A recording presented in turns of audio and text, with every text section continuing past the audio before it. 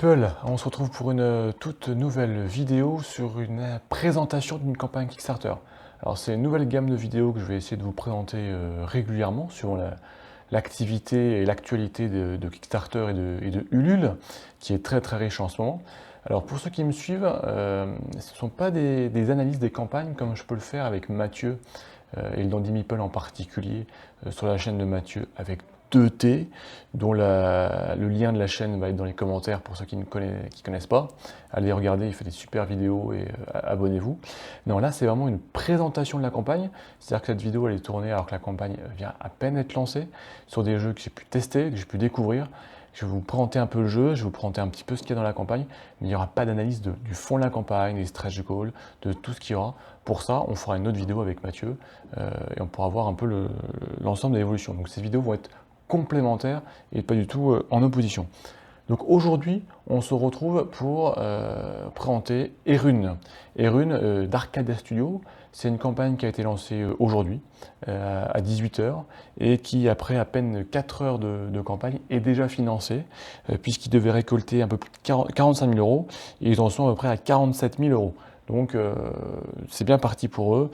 Maintenant, ils vont pouvoir dérouler leur campagne, puisqu'ils sont partis pour 20 jours de campagne, et arriver, je pense, avec un certain nombre de stretch goals, de découvertes et de présentations. Mais on va d'abord s'intéresser à Erune. Qu'est-ce qu'Erune? Alors Erune, c'est un dungeon crawler qui est compétitif pour 2 à 5 joueurs. C'est un point important. Beaucoup ont pensé que c'est un dungeon crawler coopératif, puisqu'il y a un assistant vocal, une application, on va y revenir. Mais pas du tout.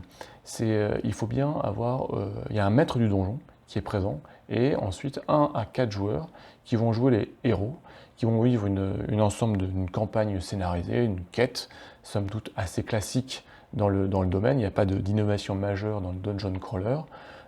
Et un maître du donjon qui lui va essayer de ralentir les aventuriers, qui va essayer de mettre des bâtons dans les roues des aventuriers, et qui va réaliser sa propre quête, puisqu'au final le maître du donjon peut même gagner la campagne.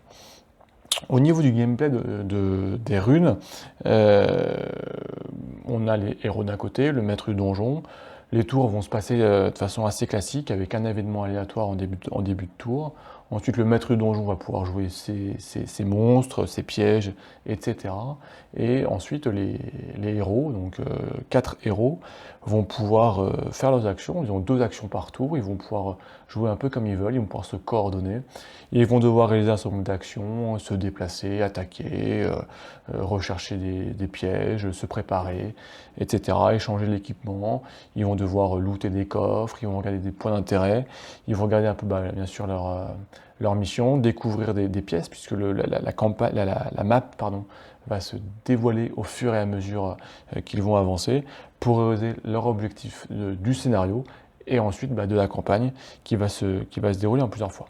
Mais la grande nouveauté et la grande innovation des runes, et c'est ça qui est intéressant dans cette campagne, c'est la présence d'un assistant vocal.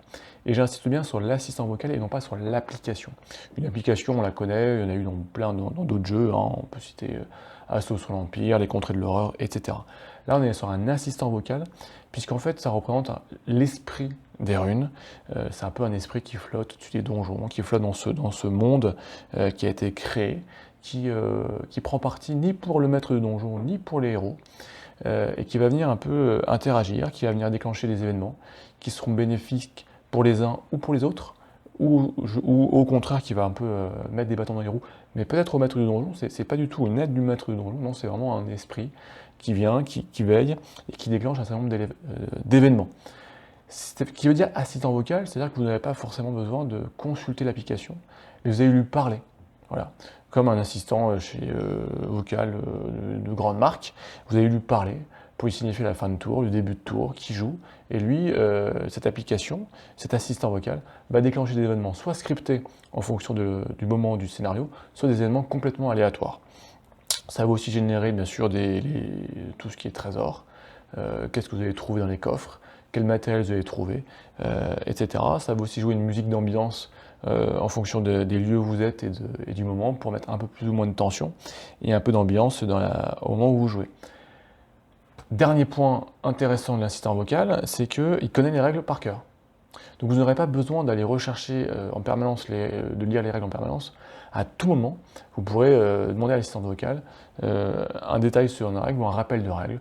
Par exemple, quels sont les dégâts qui sont réalisés par la hache du nain, ou à quelle distance je peux tirer avec l'arc de l'elfe.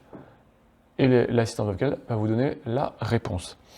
Sur l'assistant vocal et sur la voix, parce que j'ai pu en parler avec les développeurs et Arcada Studio, il y aura deux modes. C'est-à-dire qu'il y aura une partie pour tout ce qui est narration, tout ce qui est règles, qui va être réalisée par la voix de Google, en fait, la voix synthétique de Google. Et pour tout ce qui est interaction avec les PNJ, les personnages non joueurs que vous allez pouvoir rencontrer, avec lesquels vous allez pouvoir interagir, par contre là ce sont des acteurs qui auront joué les PNJ, donc les voix seront enregistrées et jouées. Alors sur la partie assistant vocal avec une voix de synthèse, certains se posent la question, voilà, immersion, est-ce que ça casse ou pas? Pour l'avoir testé, j'ai pas du tout trouvé que ça posait un problème. Pour les quelques premières minutes, effectivement, on y fait attention. Puis après, aujourd'hui, la qualité est quand même assez remarquable et on arrive à quelque chose qui est somme toute, passe très bien et qui vraiment ne casse pas du tout l'immersion et permet de cet échange, cette fluidité. Ce qui est intéressant aussi, c'est que toi, que c'est un assistant vocal, vous avez dû lui parler, vous n'avez pas besoin de vous passer l'application et d'avoir le nez dedans, même si, à noter pour ceux qui ont des problèmes auditifs, ce qui peut arriver, l'ensemble de ce qui est dit est retranscrit dans l'application. Donc vous allez pouvoir en fait lire si par hasard vous ne voulez pas entendre ou si vous voulez revenir plus tard. Donc voilà un peu le Erune, un portrait qui est brossé assez rapidement. Si vous voulez une présentation un peu plus rapide, j'ai fait une revue complète sur mon blog, je vous mettrai le lien aussi dans la description de cette vidéo.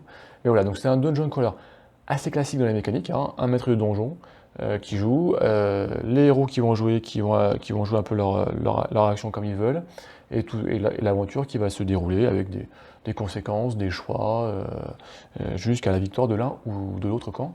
La grande innovation, c'est vraiment l'assistant vocal qui va venir apporter voilà, des choses que même le maître de donjon ne maîtrise absolument pas, et qui va pouvoir venir un peu le contrecarrer durant la campagne. Alors cet assistant vocal, bien sûr, il faut une connexion Internet, forcément un smartphone ou une tablette. Petit point positif, c'est qu'il est directement relié à la base de données qui est développée chez Arcadia Studio, et qui donc va pouvoir mettre des mises à jour régulièrement, va pouvoir rajouter des événements, va pouvoir rajouter du matériel, etc. Donc même en rejouant vos scénarios, vous allez redécouvrir des choses ou découvrir de nouvelles choses pour permettre une rejouabilité. Si on regarde juste vite fait la campagne, ce qui vous est offert, la campagne donc, est financée, comme je vous disais.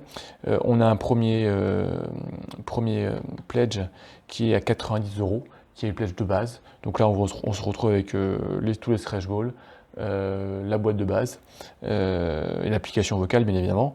Et ensuite, on va se trouver un autre pledge qui est à 130 €, qui là, en fait, vient rajouter surtout du matériel 3D, des ports, des décors, de l'immersion, plus aussi des actions héroïques, des améliorations pour les héros. On développera ça sûrement avec Mathieu pour voir quel pledge on conseille. En tout cas, voilà, c'est assez clair sur les deux pledges, il n'y a rien de particulier.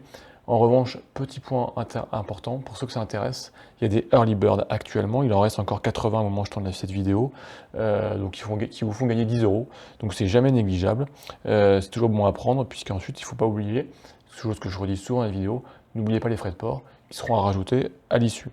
Donc voilà, sur Erune. Avec ça, je pense que vous allez pouvoir regarder, on va suivre ça de près, surtout que maintenant qu'elle est financée, ça va sûrement partir, de la communication d'Arcada Studio, et tout ça qui va venir, les stretch goals, on va avoir un peu ce qui se débloque et ce qui est rajouté dans la campagne. Je pense qu'on reviendra avec Mathieu, Landy Meeple sûrement, ou d'autres, sur une analyse de la campagne, de ce qui est apporté, de ce qui est réussi, de la présentation, du matériel. Voilà, donc en tout cas, là c'est vraiment une petite présentation. Ça vous permet de regarder ce que c'est, d'aller voir si ça vous intéresse. En tout cas, allez jeter un coup d'œil parce que il y a quelque chose qui est innovant, qui est sympathique avec l'assistant vocal. Alors si vous êtes allergique à la technologie dans les jeux de société, forcément c'est pas fait pour vous. Allez voir d'autres dungeon crawlers qui sont excellents. mais pas celui-là en tout cas. Niveau des figurines, j'ajouterais juste un point, parce que j'ai vu les masters à Cannes le week-end dernier. Elles sont vraiment, je trouve, très jolies. Elles sont soclées, elles sont dynamiques. Moi, je les trouve assez intéressantes. Donc là-dessus, à mon avis, ça ne devrait pas poser de soucis.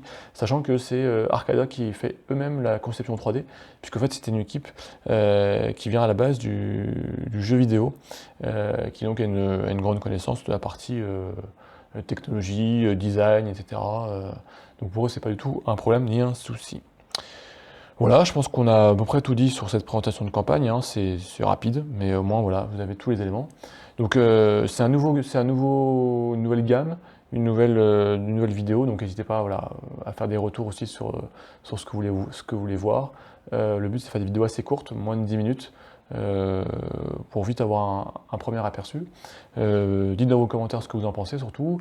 Abonnez-vous à la chaîne, c'est toujours sympathique, ça permet d'être content de ce qu'on fait. Il y a plus de 600 abonnés, pour moi c'est juste déjà fantastique, donc merci à vous tous. Il y a le blog, si vous voulez, où je vous mets le lien pour la partie Erune que j'ai testé, que j'ai un peu plus analysé sur la partie gameplay, un peu plus développée. Je vous ai mis un petit exemple aussi de l'application de synthèse pour vous faire une idée de ce que ça donne à l'écoute, à l'audio. Et puis on se retrouve très vite pour d'autres vidéos de présentation. Je pense que la prochaine, ce sera Steam Watchers de Mythic Game qui est lancé le 3 mars prochain.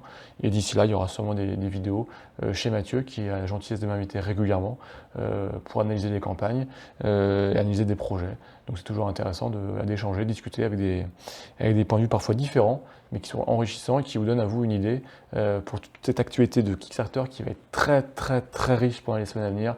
Il y a du Steam Watchers, il y a Lucky the Game avec Chronicle of Crimes, il y a Frosthaven, il y a la 7ème Citadelle, on ne sait pas quand ça va arriver, mais ça va arriver un jour. Enfin bon, il y a plein de projets qui arrivent, donc il va falloir soit être riche comme Crésus, soit choisir.